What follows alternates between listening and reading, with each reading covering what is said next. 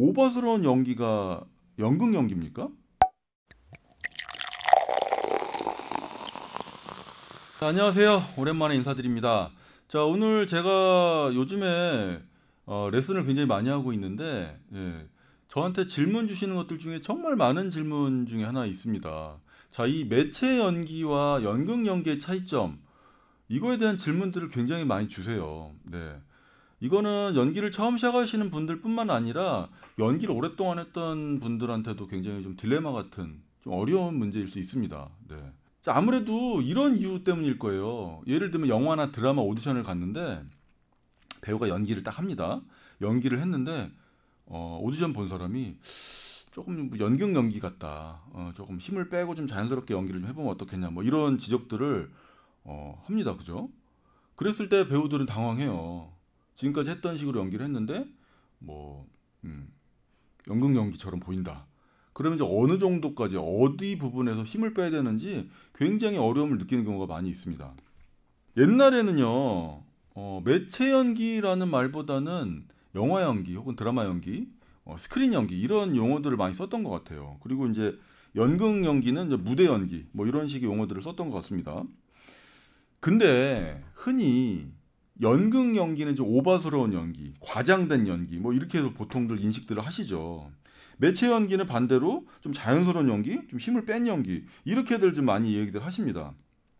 그런데 오바스러운 연기가 연극 연기입니까?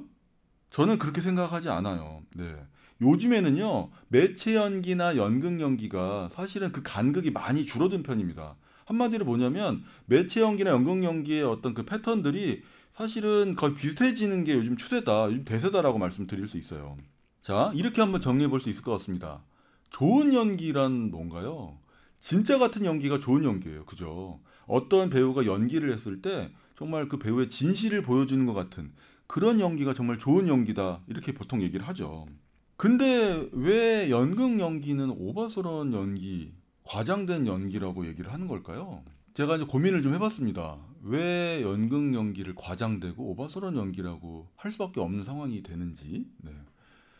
우리가 이제 연기를 처음 공부할 때요, 아무래도 이제 뭐부터 배웁니까? 아무래도 발음, 발성, 이런 것들이 연기의 가장 기본이 되는 거기 때문에 정확한 발음, 그 다음에 울림이 있는 소리, 발성이 되는 이 발성으로 내는 소리들을 처음에 이제 그걸 가장 기본이라고 하고 배우게 되죠.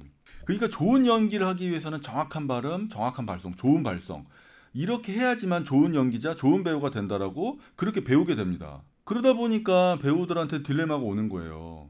정확한 발음, 좋은 발성, 이렇게 연기를 해야 좋은 연기자가 된다라고 그렇게 배웠는데, 그렇게 연기를 하니까 연극 연기처럼 보인다, 이런 지적들을 끊임없이 받는 거예요. 요즘에는 그 배우 하시는 분들 이제 스터디 같은 걸 많이 하시잖아요. 그죠? 스터디 하시면서 이렇게 끊임없이 지적들을 받습니다. 네.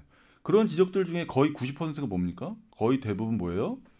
힘을 빼고 했으면 좋겠다. 조금 더 자연스럽게 했으면 좋겠다. 한마디로 연극 연기처럼 보이니까 조금 더 힘을 빼고 해라. 이런 식의 지적들을 끊임없이 받는다고 해요. 그러니까 이제 배우들은 어디에서 힘을 빼야 되는지 끊임없이 고민하게 됩니다. 그렇다 보니까 어떻게 돼요? 결국에는 힘을 빼지 말아야 될 부분부터 빼기 시작해요. 정작 힘을 빼야 되는 부분에서 힘을 빼지 않고 힘을 빼지 말아야 될 부분에서 끊임없이 힘을 빼게 됩니다. 그러니까 어때요? 연기가 자연스럽지 못한 연기들로 끊임없이 진행이 되게 됩니다. 자, 제가 정확하게 정리해 드릴게요.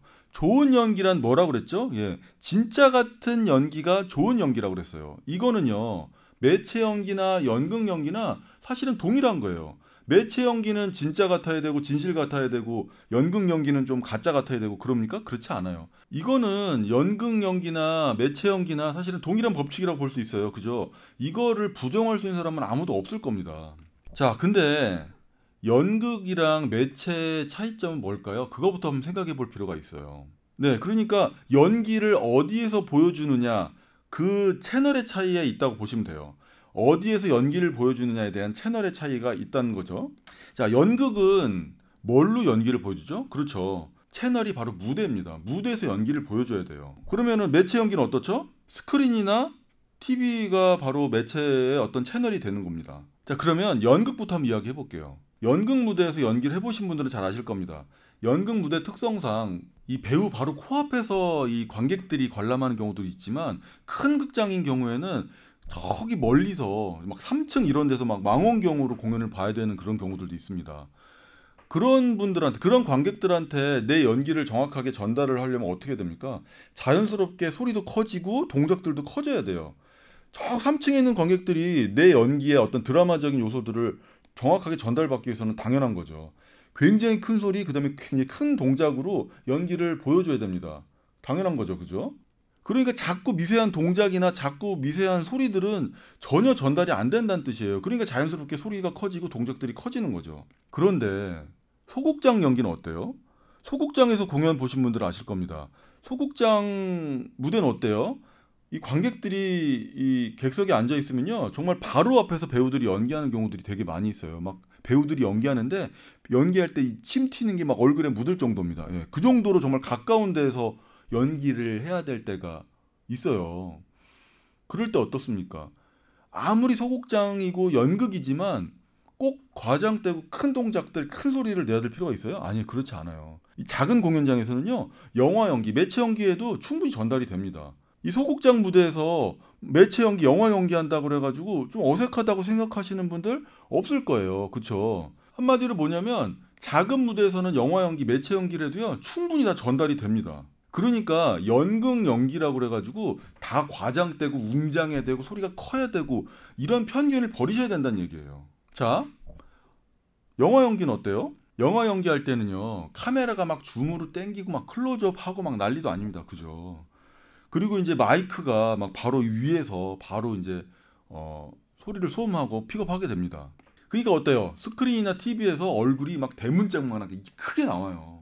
한마디로 영화 연기할 때는 큰 소리를 낼 필요도 없고 큰 동작으로 할 필요도 없습니다. 이 영화 연기, 이 매체 연기의 특성을 충분히 아셔야 돼요. 이 프레임이라는 개념에서 시작해야 됩니다. 이 프레임 안에서, 이 영화의 프레임 안에서 배우가 연기를 해야 되는데 조금만 이렇게 연기를 움직이면서 연기를 하더라도 프레임 밖으로 프레임 아웃 되는 경우들이 있어요. 그러다 보니까 매체 연기를 할 때는 가급적인 프레임 안에서 좀 흔들림이 많지 않게 충분히 이렇게 고정시킨 상태에서 연기를 해야 되는 게 그게 가장 이상적이라고 얘기할 때가 많이 있습니다.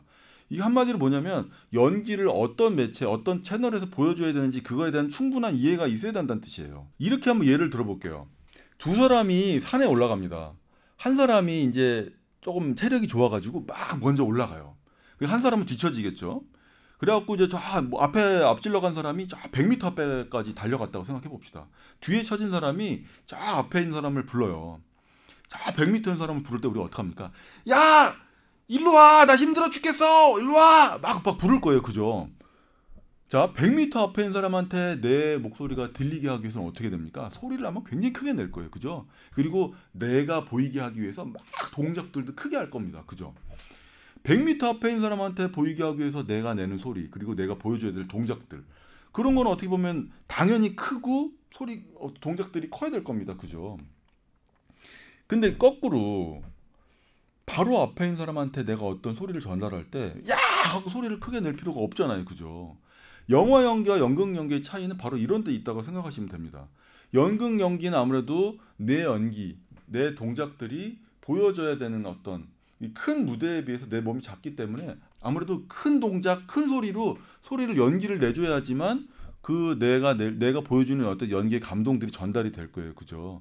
하지만 매체는 바로 앞에 있는 사람한테 보여준다. 이런 마음으로 연기를 하시면 된다는 뜻이에요. 한마디로 연기를 어떤 채널에서 보여주느냐. 그 채널의 그 채널의 특징을 정확하게 이해하는 게 가장 중요하다라고 생각하시면 좋을 것 같습니다. 그리고요, 요즘 드라마나 영화 어때요? 장르물들이 굉장히 많이 있습니다. 한마디로 뭐냐면 자연스러운 연기가 마냥 좋은 연기다라고 말할 수 없는 부분들이 있다는 얘기예요. 요즘 장르물들 보면은요, 영화나 드라마지만 굉장히 좀 특징 있는 연기들을 요구하는 연출들이 굉장히 많이 있습니다. 자, 한번 최근에 했던 드라마 한번 영상 보실까요? 그렇습니다. 다른 피해자들과 달리 이 탈주범의 두개골에는 모양만 다릅니다. 바로 흉기가 다르다는 거죠. 네, 영상 보시면 어떠세요? 영화나 드라마 연기지만 굉장히 연극 연기에 가까운 연기들을 해야 되는 경우들이 있습니다. 이거는 뭐냐면 연출들이 요구하는 거예요. 굉장히 어떤 그 연극적이고 장르물에 속하는 어떤 그런 연기를 보여줘야 될 때 연출들이 이렇게 연기해달라고 요청을 하는 거죠. 드라마나 영화지만 연극 연기를 해야 되는 필요성들이 얼마든지 있다는 얘기입니다. 자, 그리고 이 영상도 한번 봐보실까요? 너이 개새끼야!